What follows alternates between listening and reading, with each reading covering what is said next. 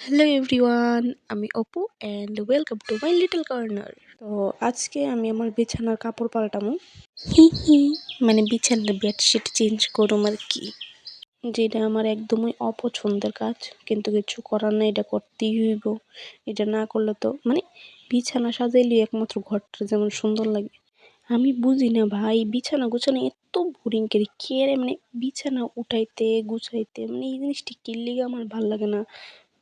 তোমরা কার কার এই জিনিসটা ভালো লাগে না আমার অবশ্যই জানাইও। কিন্তু আমি জানি যে তোমরার থেকে প্রায় 90% মানুষেরই বিছানা উঠাইতে ভালো লাগে না, কিন্তু বাধ্যতামূলক উঠাইতে লাগে।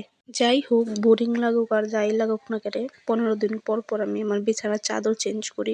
এই যে বিছানার উপর যে আমি চাটিটা বিছাই, এটা আমার বিছাইতে হইব, কারণ না বিছাইলে তো না। এটার দুইটা ফায়দা আছে।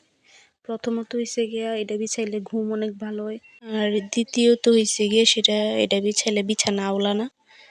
তো আমি খুব সহজে বিছানাটা উঠাই নিতে পারি। 15 দিন পর পর একটু কষ্ট হয়, যেহেতু আমি বেডশিটটা চেঞ্জ করি তার লেগে। আর এই যে আমার বিছানা গুছানো হয়ে গেছে গা।